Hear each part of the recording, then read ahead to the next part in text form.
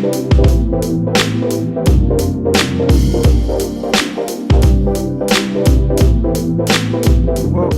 to In the Zone. Yep, that's right. In the Zone. Again, another episode. Told you I was going to be back in the zone with you. Dang it. And I have a lot to get to as we look upon this past week. News that came out. So let's just get the rumor mill started. It's always good when you have content that stirs the sports rumor mill. And I may as well jump on the bandwagon. Plain and simple. Dabo Swinney. Not only we're going to talk about Dabo, we're going to talk about Caitlin Clark too. Because apparently Caitlin Clark needs to put on her big girl pants and stop trying to be the female version of Dennis Rodman or Draymond Green. Because if she gets 3 more technicals, guess what? She gets suspended for a game. Doesn't sound like something that you would want to be the face of your league. Hey, Cheryl Swoops tried to warn her. But Cheryl Swoops had to apologize because they thought her comments were too insensitive. But yet, Diana Taurasi made comments that was more disparaging than Cheryl Swoops and haven't apologized yet. We're going to let that one simmer there for a minute. Yeah, we're going to let that simmer. Yeah, I told you I was going to stir the pot. So, let's get into this Dabo Swinney because for this past week, several publications said that Dabo Swinney could be leaving Clemson to join a dominant SEC school in 2025 in a move which makes sense for both parties. So Dabo Swinney has been one of the best coaches in college football for the past decade, winning 2 national championships and being right behind Alabama's former head coach, Nick Saban, as the best coach in the sport.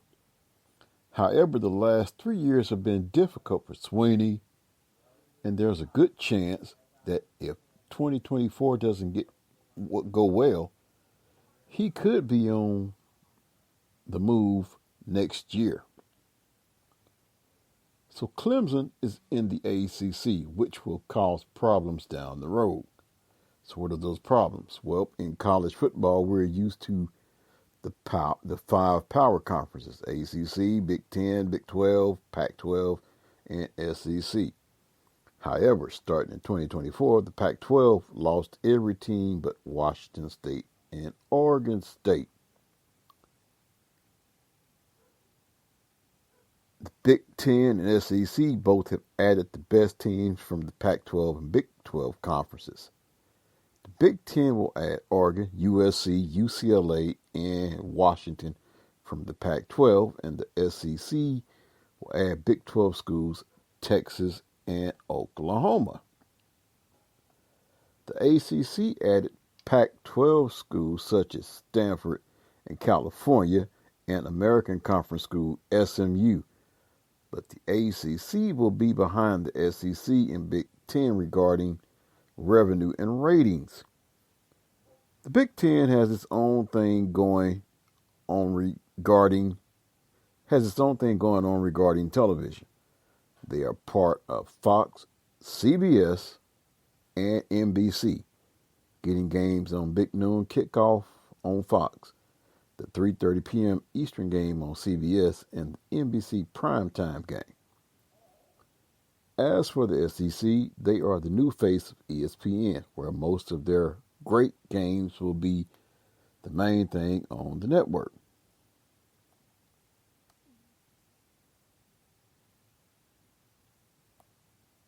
The Currently, Clemson is not in a great spot as part of the ACC, and there have been rumors that schools like them, Florida State, and North Carolina are trying to leave and join either the Big Ten or SEC.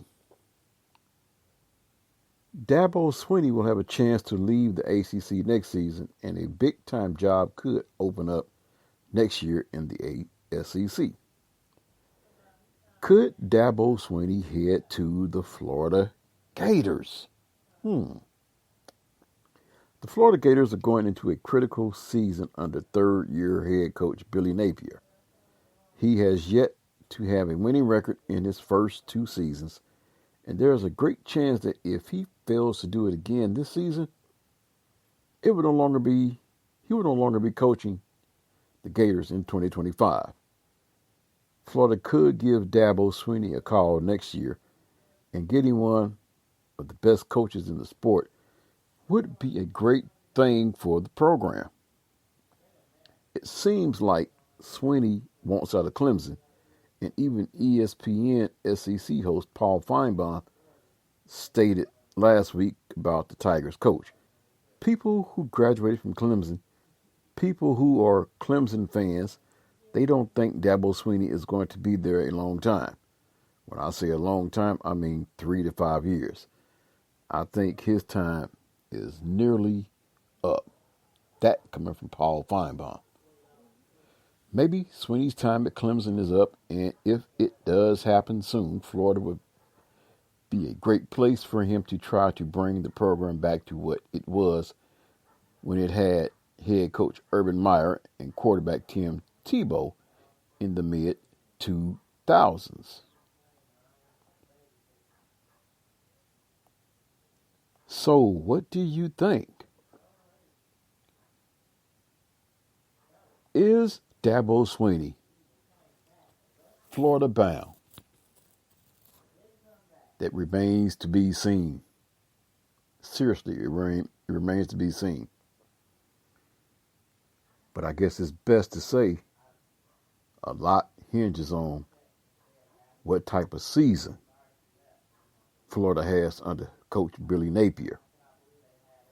The way this thing is going, I don't even think a 500 season would save Billy Napier's job. They have to contend at least for the regular season conference championship. And I don't think that's possible. When you look at the SEC, the first names that jump out: Alabama, LSU, Georgia, maybe Texas A&M with their new coaching regime. Maybe Oklahoma catches lightning in the bottle. Texas appears to be strong. That's just 5 schools I named without even mentioning the Florida Gators. So change could definitely be on the horizon in swampland, Gatorland. And who knows, as hungry as Florida is for football, who's to say that their fan base is hoping that Napier fizzles out so that Dabo can swing in and save the day. Well, we got things kicked off with some Dabo Swinney talk. And guess what? We got a lot more to go right here on In the Zone. Got a lot of Caitlin Clark to talk about. A lot of Caitlin Clark. But you know what, though? How about, before I actually really go to break, Aaliyah Boston getting called out after the Caitlin Clark incident. And then after this, we will definitely get into some more Caitlin Clark. So on Saturday, the big storyline was Caitlin Clark facing her college rival, Angel Reese, as the Indiana Fever hosted the Chicago Sky at the Gainbridge Fieldhouse. Clark picked up her second career WNBA victory as the Fever won by a final score of 71-70. This game could have been a big deal due to the many headlines it contained, including Clark versus Reese and Camila Cardoso, making her WNBA debut against her former college teammate, Aaliyah Boston. But it was a cheap shot from Sky guard Chennedy Carter on Clark that stole the show. The play occurred just before the end of the third quarter. During an inbounds play, Carter started yapping at Clark and shouldered her to the floor in a non-basketball move. WNBA fans were initially concerned about how other teams were treating Clark.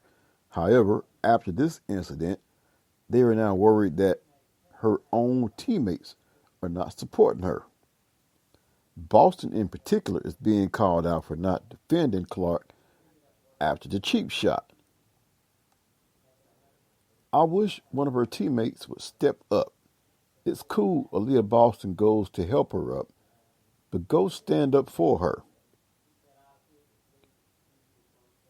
One fan tweeted out, "Start fining $50 for this, and I bet they stop."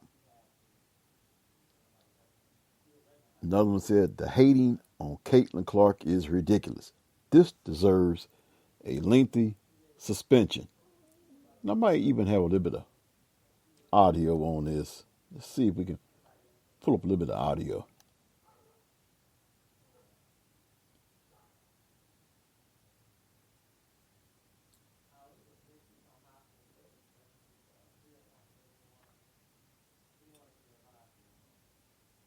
Well,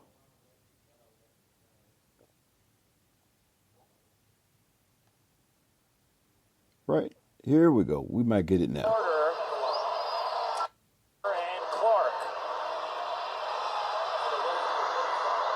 I mean, that's clear all which was called. The question is, will they call it unnecessary? Kennedy Carter.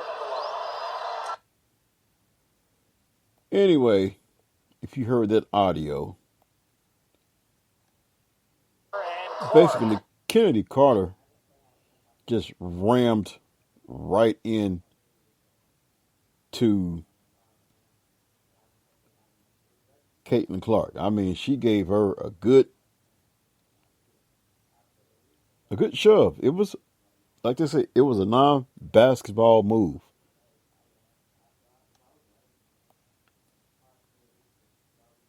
So Aaliyah Boston easily could have threw that ball. To me, it's showing they don't like Caitlin, but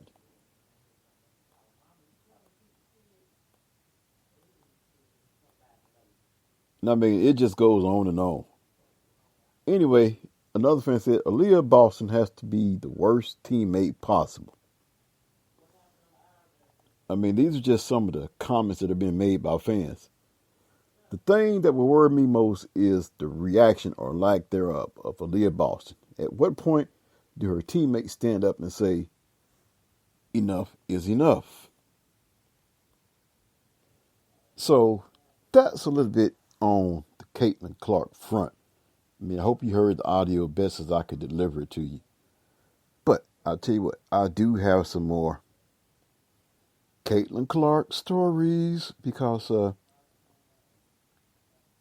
could she be on the verge of suspension? You heard what I said in my intro, but we'll get back to that. So don't you go nowhere. Stay locked in the zone. This is your other favorite podcast, In the Zone, with yours truly, Anthony Smith. I'll be right back.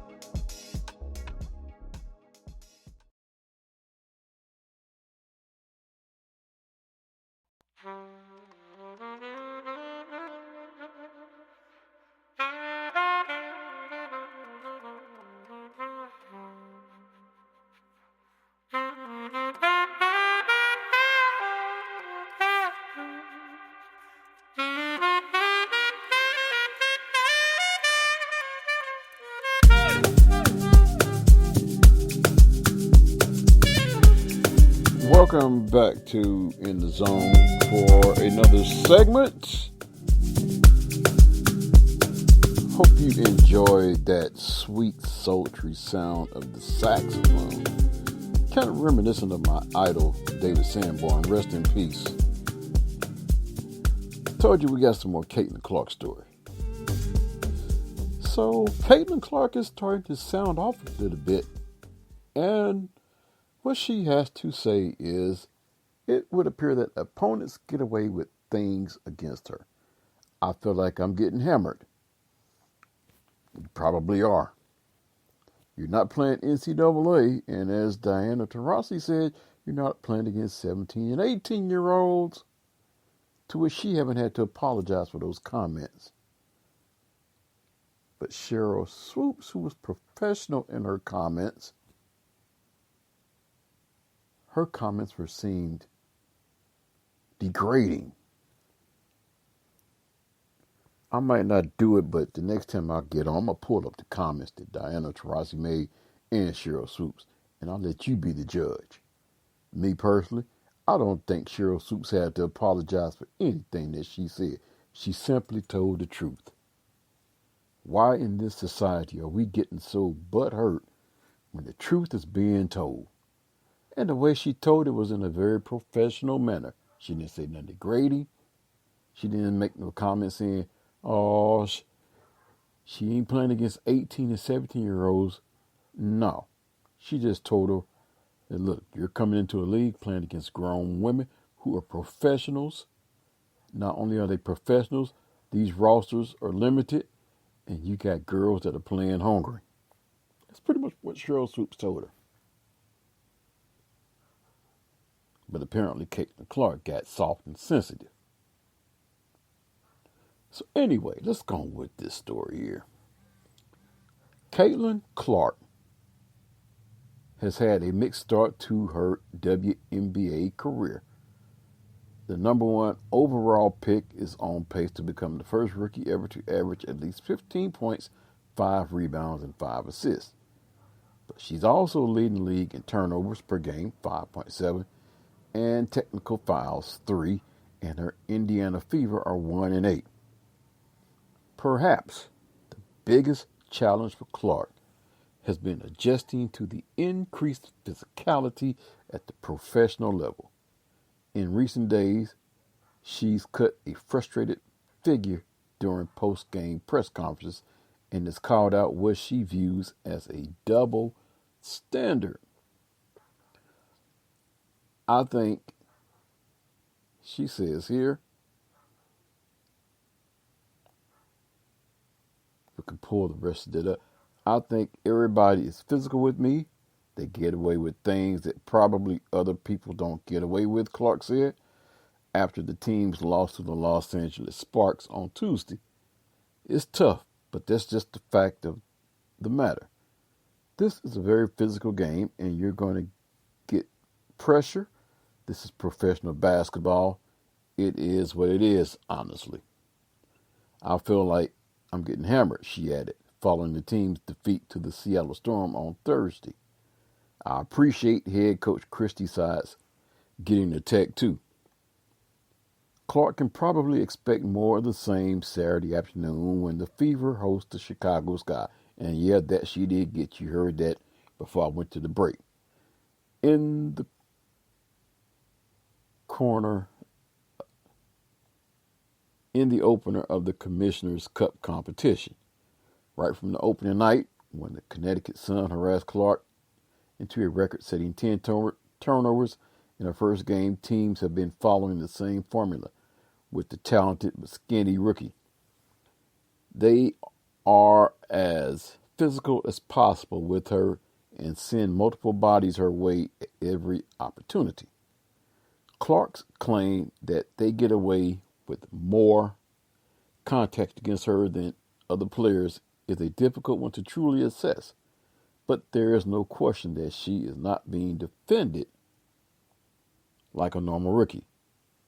It is worth noting that her 5.2 free throw attempts per game rank 11th in the league, and she's drawn 4.7 fouls per game, which also checks in at 11th.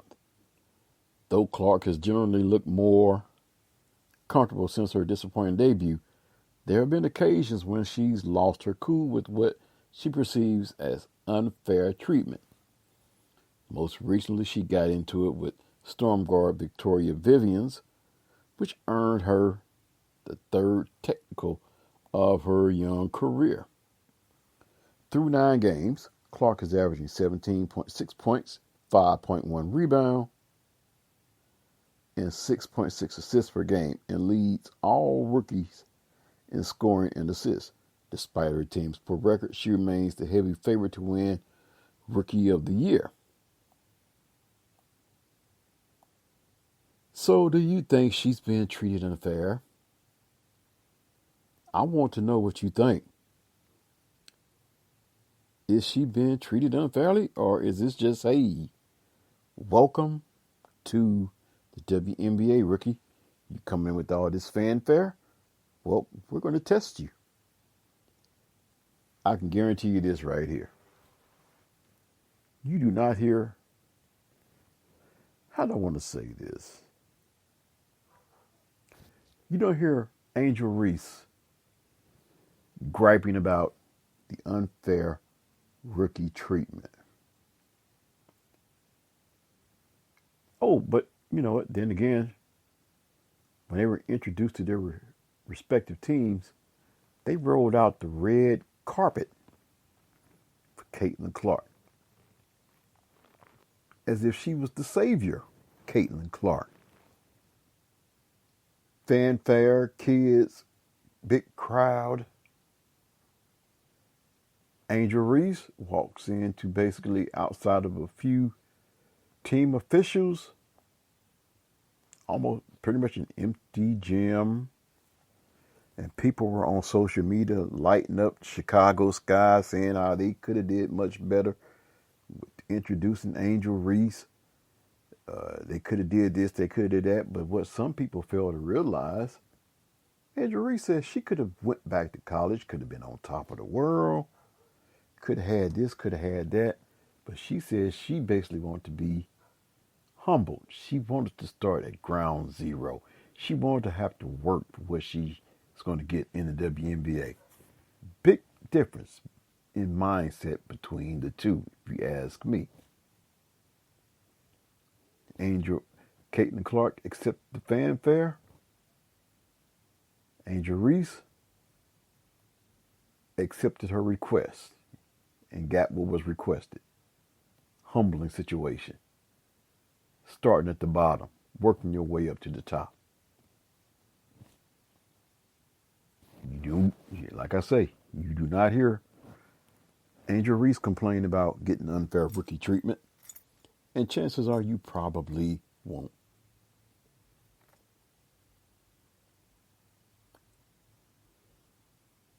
There is more to this Angel Reese situation, though. Trust me, there's more. Because as we report this story, Angel Reese, not Angel Reese, but Caitlin Clark, she is getting dangerously close to being suspended over her actions. So what are her actions? Well, her actions are simply this right here. And we're going to get into this. Caitlin Clark's fiery temper flared up once more during the Fever versus Storm game Thursday night, and it cost her big time once again. Due to her cumulative technical foul total for the season, Clark has now entered the risk zone for a potential suspension from the WNBA. It was Clark's third technical foul in her first 9 WNBA games when she got in the face of guard Victoria Vivens of the Storm on Thursday night, and the two were given double technical fouls in Indiana.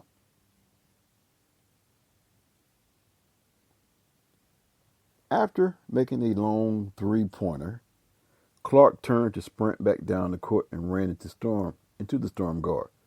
This infuriated Vivens, who proceeded to pop Clark in the face and neck. It goes without saying that Clark was upset about this and began to vent to Vivians. The incident enthralled the home crowd, but Clark might have to miss a game shortly as a result. Clark is only 4 technical fouls away from being suspended. The WNBA suspends its players for 1 game once they get their 7th technical foul of the season via WNBA.com. Players get an additional game for every other technical after that.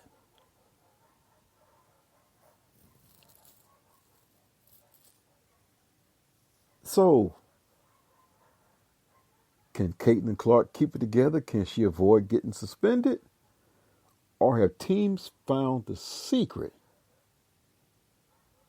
to get under Caitlin Clark's skin, to make her unravel, to lose her control? Anyway, back more to the story. The Indiana Fever end up losing the game Thursday night, falling to the Seattle Storm 103-88 at home, despite 20 points and 9 assists from Caitlin Clark. Clark got hot, scoring 12 points in the second quarter after the first went scoreless. That included 2 threes, the second of which led to a small altercation between Victoria Vivians and of Seattle and Clark. Clark also collected 3 boards and blocked 1 shot. She leads the Indiana Fever in blocks this season with 10, but she also committed 7 turnovers. Of course, now we know that Caitlin Clark is also frustrated after another Fever loss. Caitlin Clark was visibly frustrated after she and Indiana head coach Christy Sides were both hit with technical fouls in a 103-88 blowout loss to the Storm on Thursday night. She says, "I feel like I'm getting hammered. I don't know," Clark said in a post-game press conference. "I appreciate Christy getting a tech too. I don't know." But earlier this month, she was hit with a tech after telling a referee it's a effing foul in an 88-84 loss to the Connecticut Sun. Indiana will get another chance to get their second win when they host Angel Reese and the Chicago Sky 3-3 on Saturday. Of course, that game, like I said, was played today, and we know the outcome. Yes, she got roughed up again. So, is Caitlin Clark being treated unfairly? I'll just say, little girl, welcome to the WNBA. Suck it up, buttercup. For real. They tried to warn you and told you this was going to happen. I'm not hating on you. I believe you are a good player. But you're also a rookie. You came in the league with a bullseye on your back. All the fanfare that you came in with. This goes along with the territory. Maybe if Angel Reese was the number 1 pick, she would get the same treatment. Maybe if you were number 7 pick, maybe a lot would not be expected of you, but you came in number 1. That automatically put a bullseye and a target on your back.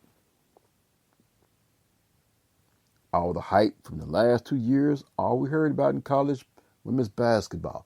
Caitlin Clark, Caitlin Clark, Caitlin Clark, Caitlin Clark. So now you have to embrace whatever it is you're going to get. It's the WNBA. And you got some veterans that's not ready to relinquish their position. And of course, you have to remember those who paved the way for you. Yes, I'm going to mention names. Cheryl Swoops. Maya Moore. Think about that. Rebecca Lobo. That's just to name a few. Can we say Lynette Woodard? Yes, I'm throwing that name. Yes, I'm Wichita, Kansas bias. That's where she's from.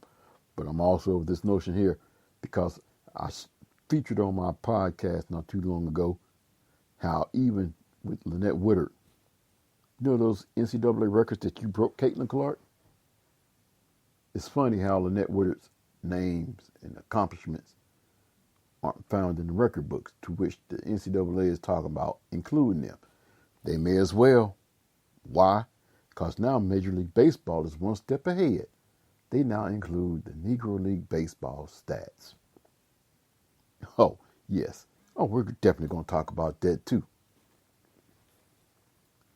But I tell you what I'm going to do because I am getting dry.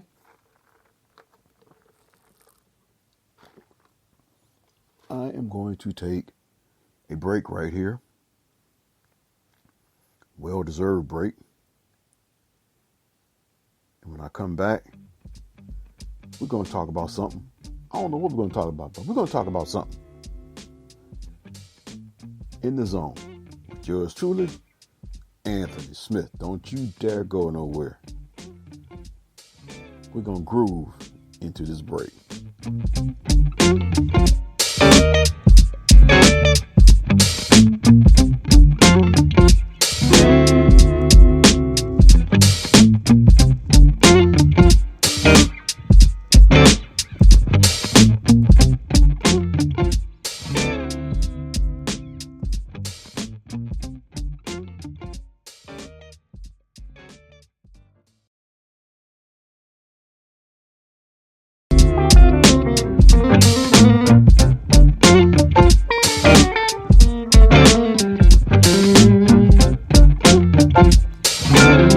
Welcome back to In the Zone. Sometimes, I promise you, sometimes you feel a groove and you like it, and you just want to let that groove just ride. And that's what I'm doing with this groove right here. This groove here just makes me want to just get up out my seat a little bit. This is one of those grooves that you're going down the road, going down the street in your car, listen to that.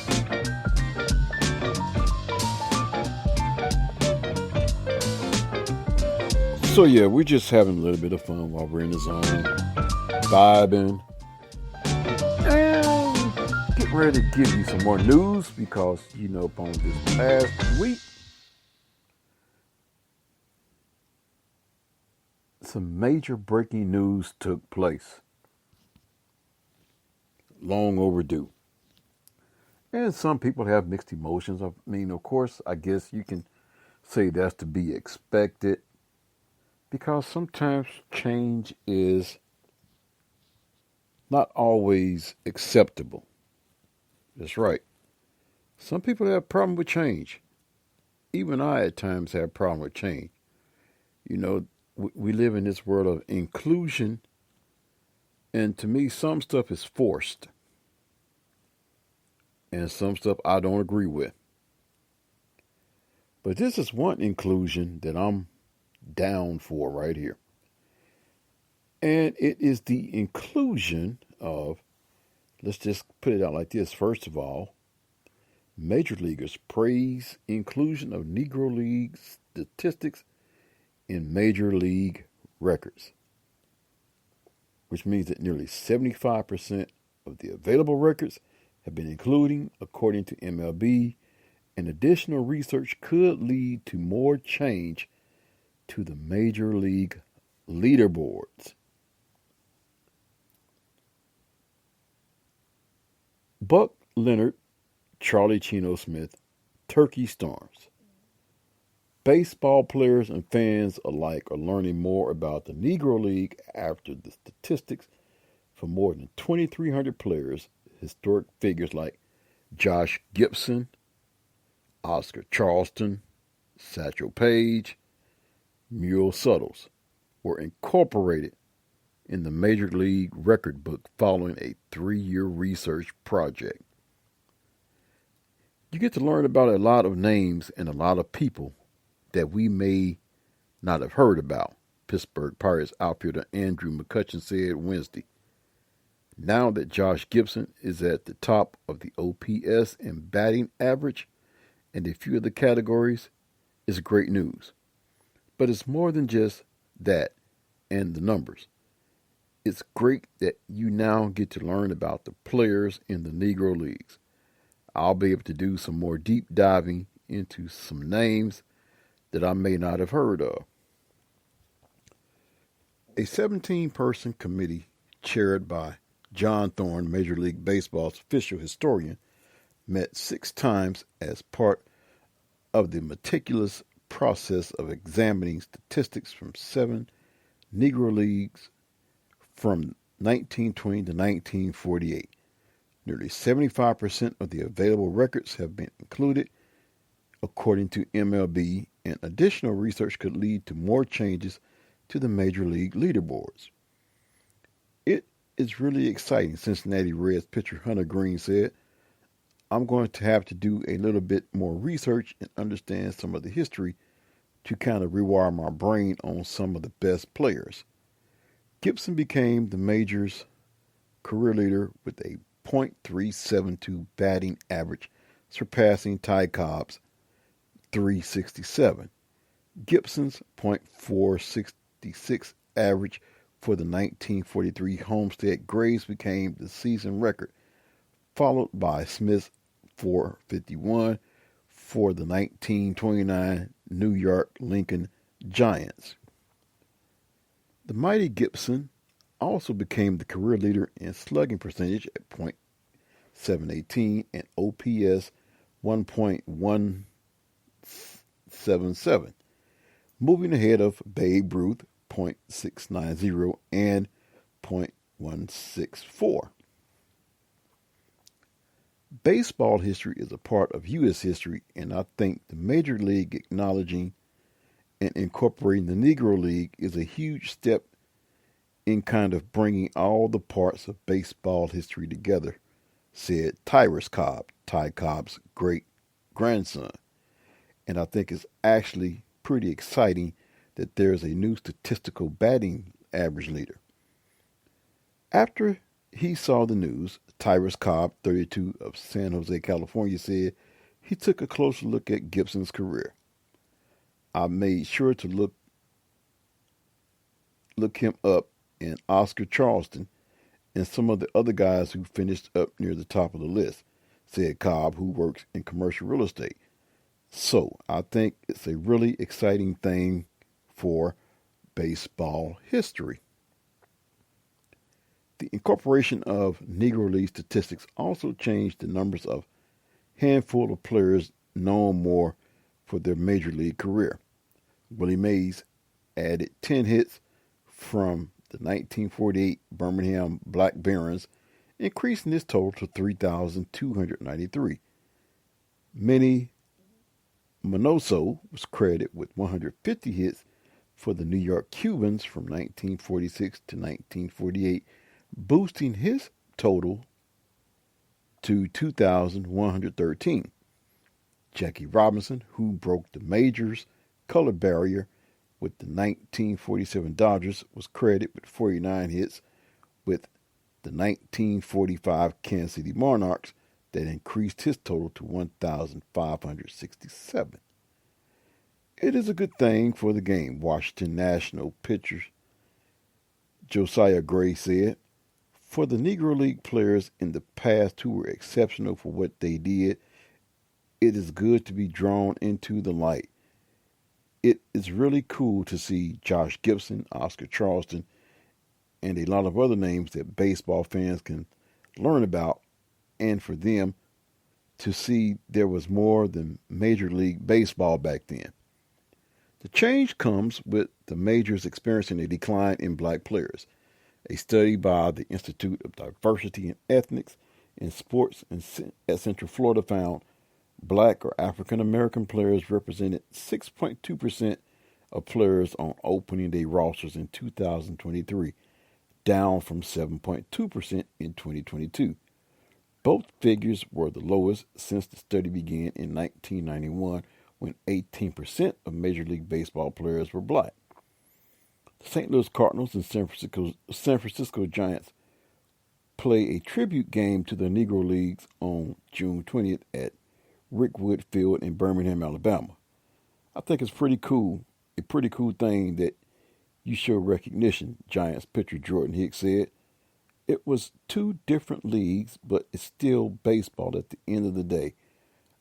And then whenever they came together, you saw the guys that stood out in the Negro Leagues really perform in MLB. So I think it's fair that if they were still the same guy in the Negro Leagues as they were in MLB, those stats should match up, especially if it was in the same era. Brett Tinker, 56, of Nyack, New York, heard stories about the Negro Leagues from his grandfather, Harold Hooks. Tinker, a Birmingham, Alabama native who played for the Pittsburgh Crawfords. Harold Tinker shared his love for the sport. He told his grandson about how they often had to stay on the team bus because they couldn't go into a hotel, and he also showed off his memorabilia collection. When Brett Tinker heard about the incorporation of the Negro League statistics, he was moved to tears. It's an honor, it's overdue, not just for my grandfather, but a lot of those players who never had the chance to have that recognition, he said. So there you have it, the inclusion of Negro League statistics in Major League Baseball, which has shifted some statistics and some leaders around. And you know, it's just ironic that this has happened because, just like I say, some people aren't down with change, but it was a relative I was reading a story about of Babe Ruth, how he is probably smiling down seeing the inclusion of Negro League uh, baseball statistics in Negro Leagues in Major League Baseball, those statistics being included. And then it also showed the picture of how Babe Ruth would go over and mingle with the black players before and after games. And it is said that that might be part of the reason he didn't get a managerial job, because Babe Ruth was going against the status quo back in those days. It was a no-no for him to be mingling in the dugout with the black players before the games, mingling after the games, going over to the fan section when at that time it wasn't time to do that. But Babe Ruth was always different. He was cut a little bit different.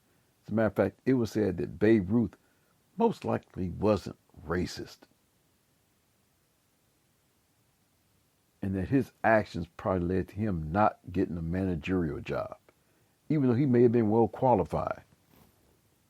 But because of that was the reason he probably didn't get to manage a baseball team, because of his interaction with those players and fans of colors when what he was doing was not accepted at that time.